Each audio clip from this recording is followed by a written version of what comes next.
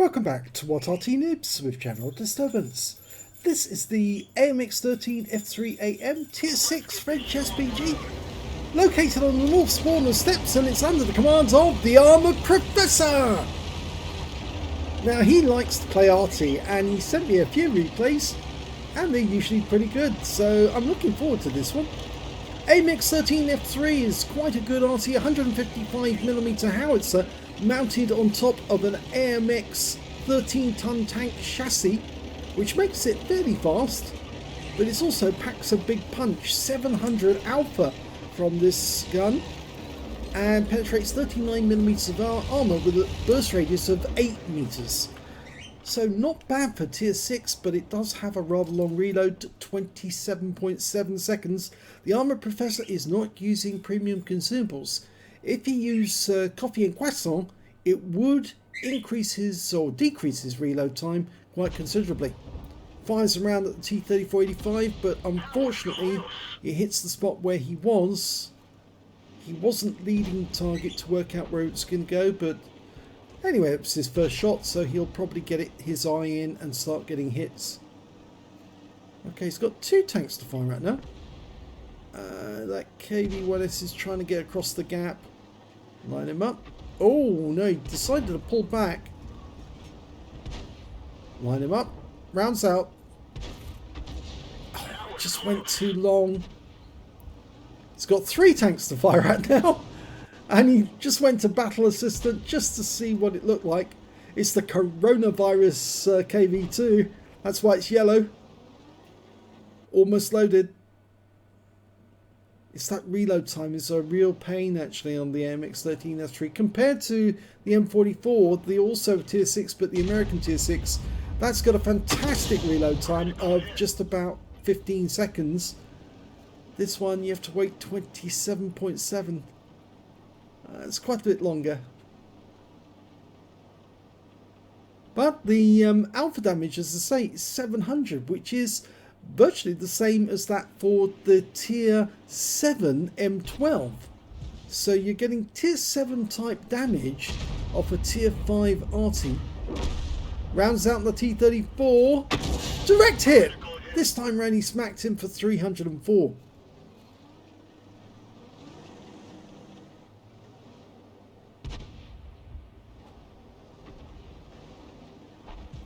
Getting ready.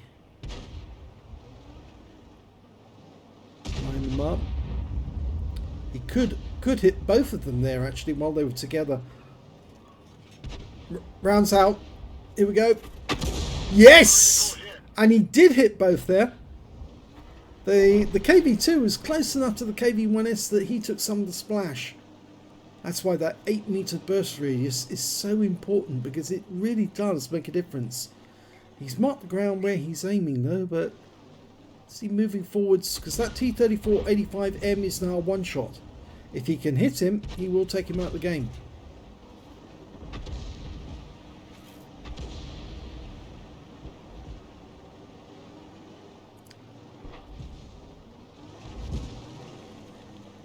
You can see the impact point on the side of the vehicle. That yellow stain on the front of the T-3485M, that's where one of the shells hit. He's been distracted by this 3002M. Almost loaded. Guy's backed himself into a corner there, but the Armoured Professor's not going to shoot because he doesn't have a clear shot. I probably would have taken the shot, even so. But he wants to see a clear target. Now he's got a clear target. Can see the guy again. Rounds out. Oh, fantastic one! And he set him alight. He didn't burn up, but he came close to, because he's only got 7 hit points left, that guy. So a splash is probably going to take him out of the game. And I think that's what the Armoured Professor has in mind for that VK. He's backing up this guy. He's trying to get away. He's going to run into the rock. No, he got killed. So it's back to the T-3485M. He's been killed. And that means now he's looking at the KV2 and the KV-1S. A VK3001P turned up and he's gone forward. He's just holding that position there. Very difficult to hit him, but you can just about see the rear of the vehicle. Now, chances are the shell will hit the rock face instead. But if the guy keeps backing up, he might be able to get a shot into him.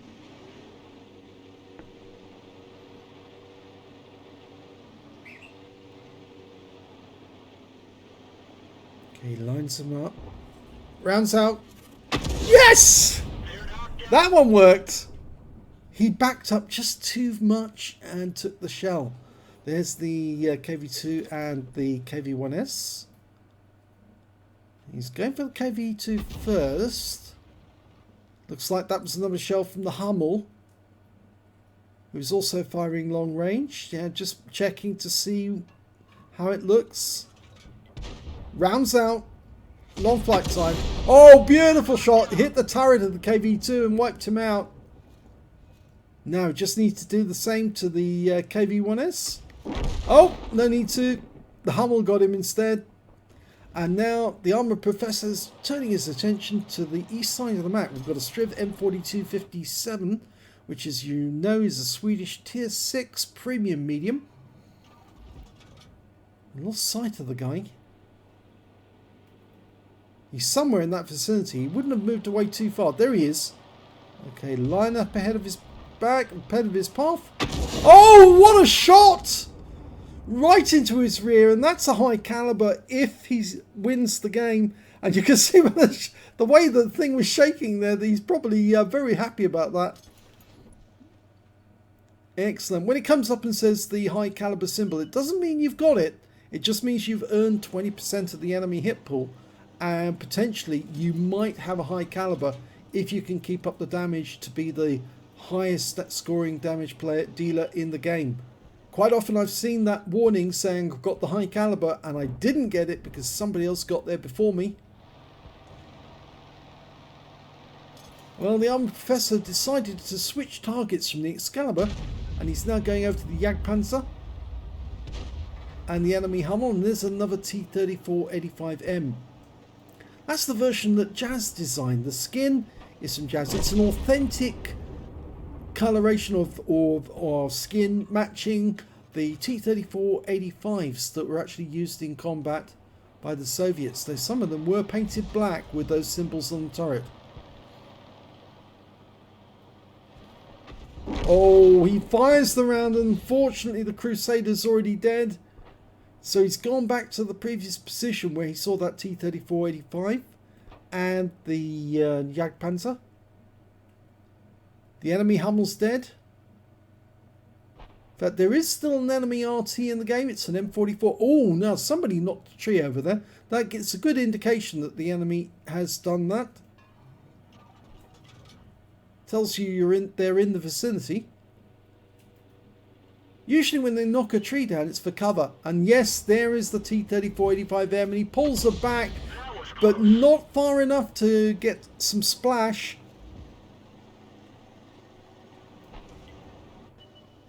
Okay, where's that Jagdpanzer? Is he somewhere just slightly to the south? The T-34 is just driven into the group. There's the Jagdpanzer. Okay, Armored Professor could get this one.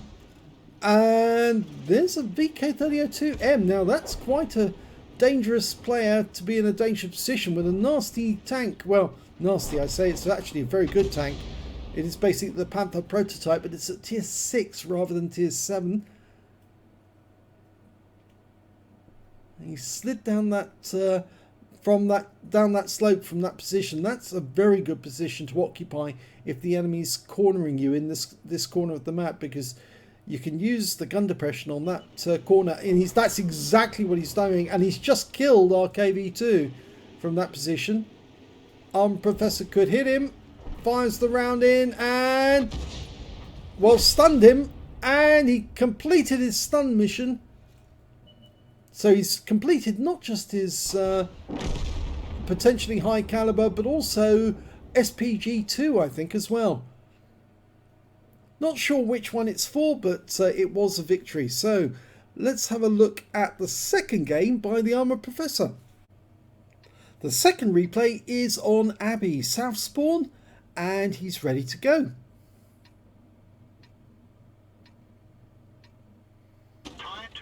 Okay, one mark of excellence on the barrel of that 155mm howitzer.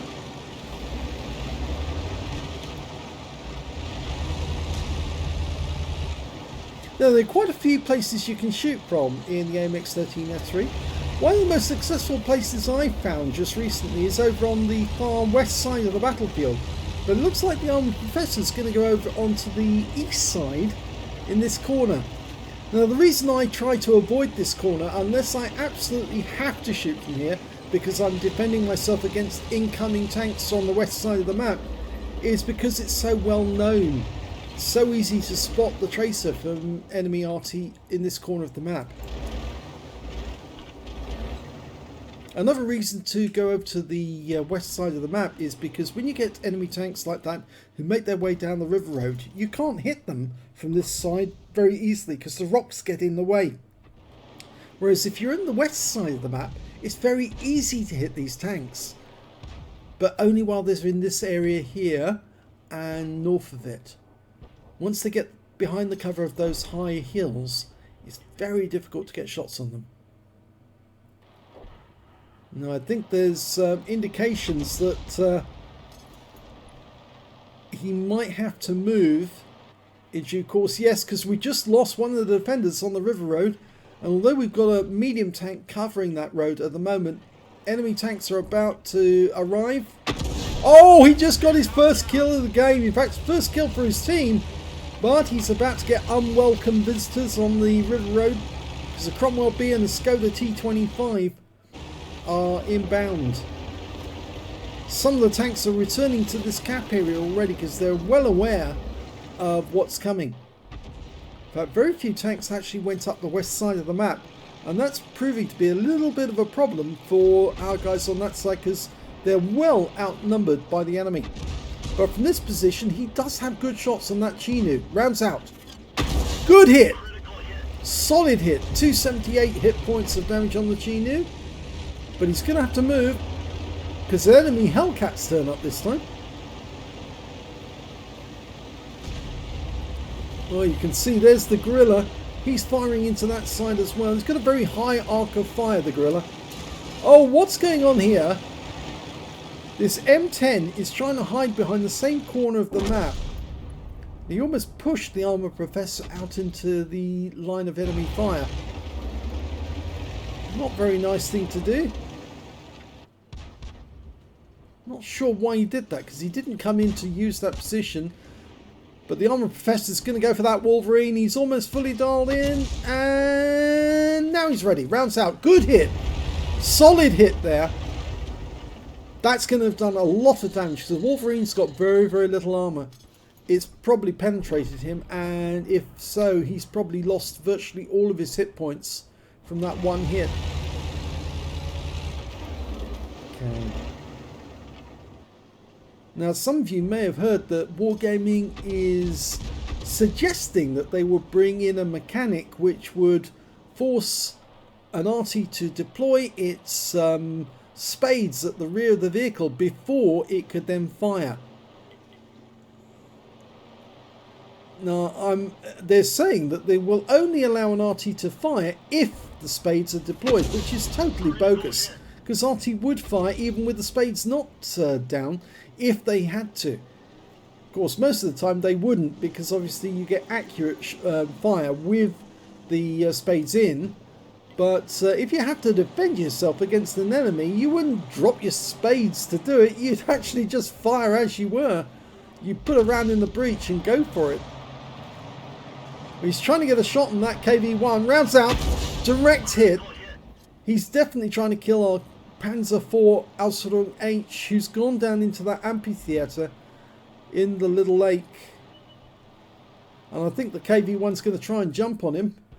Unfortunately, the Armored Professor stops viewing that at that particular moment. And yes, unfortunately, the KV-1 just jumped on our teammate and killed him. And now we've got a Panzer IV-H coming towards us. Rounds out. Kill.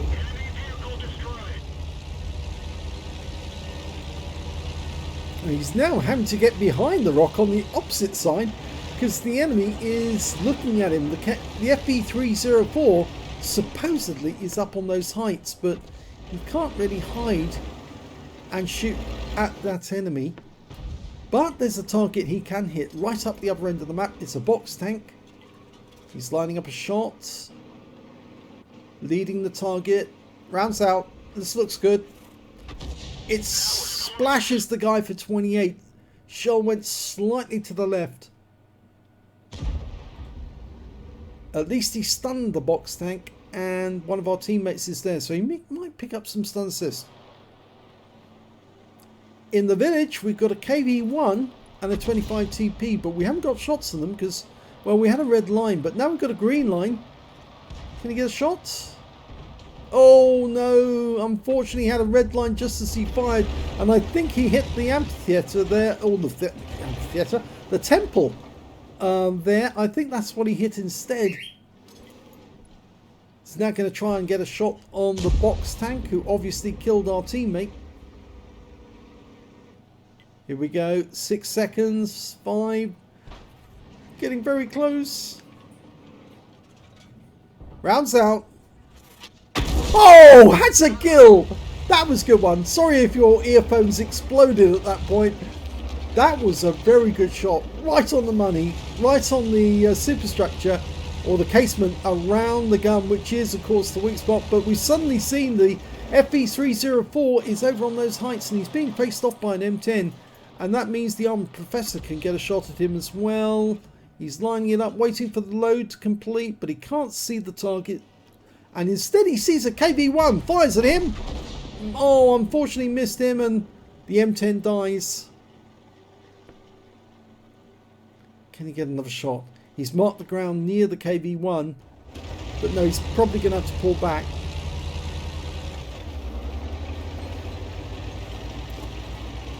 You know, he could just drive north with the AMX CLC, get to the enemy cap here and start capping. He's fast enough to do it.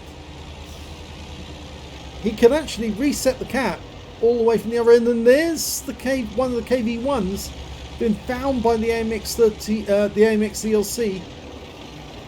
Unfortunately, that rock's going to be in the way, so he has to back up a little. Okay, he's going to try and get a shot on the KV-1. Unfortunately, he can't because the Abbey gets in the way.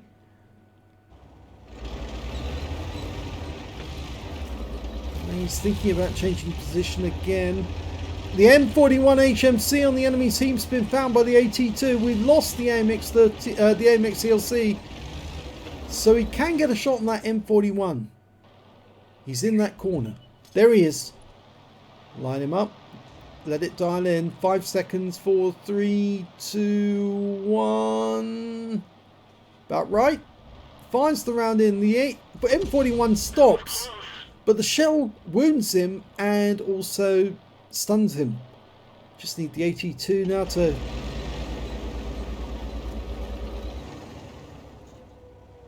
Now, I don't think that the enemy KV-1, and I think it's the KV-1, has gone into the cap. I don't think he knows that the armed professor's here. Okay, the armed professor hasn't been spotted, but he's auto... Oh, he has now! He's dialing in. KV-1 gets wiped out with an auto-aim shot, but there's the Burt, and the Burt fired an accurate shot into this area. Didn't get the hit, though. Now, this is where the long reload on the AMX-13 F3 can seem like an eternity. 27.8 seconds. He's counting it down before he's able to shoot. If the Burt comes at him, he just needs to auto-aim and shoot. He is firing. Oh, God.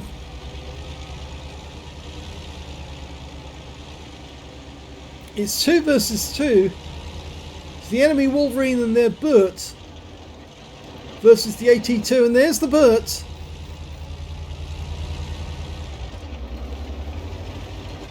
Now, if that guy comes over that ridge line...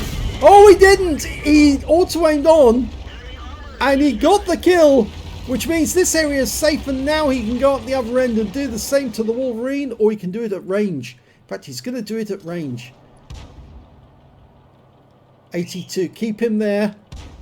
The 82's got plenty of armour. Go for it, Armour Professor. Get him. He's fully dialed in, ready to shoot. Mark the target. And just as he fires, the target moves and the shell misses. But the 82's killed the Wolverine. And that is the end of the game. So, what an exciting end to that one. Well, we could see in the first battle, the Armour Professor got a first-class tanker in the AMX-13 F3AM. He also managed to get a Bruiser medal for getting at least 5 critical hits. In fact, he got 17. A Gauze medal for doing more damage than 8 times the hit points of his own vehicle. And he also got a high caliber for dealing the most damage in that battle overall. If we look at the team score, we can see that he did 2,646 hit points of damage. The next high scorer being the Hummel with 1,940. And when it came to kills, it was shared between the Type 58, the Type 64, the Armour Professor, the Hummel, and the M44. All got 3 kills each. And when it came to base XP, it was the Armour Professor with 1,019 base XP. 931 went to the Type 64 and 714 went to the Hummel. And the Armour Professor was the only one to get over 1,000 base. He fired 15 rounds, got 7 direct hits and 1 penetration and 13 splash. Damage of 2,646 hit points, all of it at more than 300 meters. He earned 37,532 credits from that game and got 4,587 XP as well. If we look at the second battle, we can see that that one was also a first-class tanker for the Armour Professor. He managed to get a Bruiser medal for getting at least 5 critical hits. He got 18. A fighter badge for getting at least 4 kills. He ended up with 5, just 1 short of getting a Top Gun. And if he killed the Wolverine, if he stayed still, yes, that would have been a Top Gun for sure.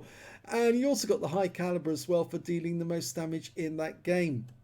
On team score, we can see he did 2,328 hit points this time. The next high scorer being the SU-100Y, the box tank, with 1,141. And after that, it was the FP304, the one he shot. He was able to elevate his gun enough to shoot the guy at close range. FP304 just didn't realise he was too close to the edge and making a lovely target for the Armour Professor. 1,136 hit points to him. When it came to kills, though, it was the Armour Professor who got the highest with 5. The AT2 got 4. And the KV-1 on the enemy team got 3. That was a lovely shot, that auto-aim shot on the KV-1, who obviously didn't react, even though he was being spotted and he'd seen the Armour Professor. He just didn't think he was a threat, but he was a very big threat, as he found out when he got wiped out. When it came to base XP, it's the Armour Professor. He was the highest with 937, 737 went to the AT2, and 633 went to the M10 RBFM. He fired 14 rounds in this game, got 9 direct hits and 1 penetration, 10 splash. Damage of 2,328 hit points, of which 1,930 were at more than 300 meters. So the difference is those close shots on the KV-1 and also the FP304. On this time round, it was on a free-to-play account. He earned 15,599 credits, and he also picked up 1,874 XP. So 2 very good games in the AMX 13 F3AM, which is a very good little Arty. It's one of the better ones. After playing the lower tier French Arties, you almost give up hope, but once you get the AMX 13 F3AM, you say, well, this is fun, this is quite good, and they just keep getting better and better. So if you enjoyed these replays, please give this video a like, do subscribe to our channel, leave a comment down below because it feeds the algorithm. You can do it. Feed me, see more. And thanks for watching.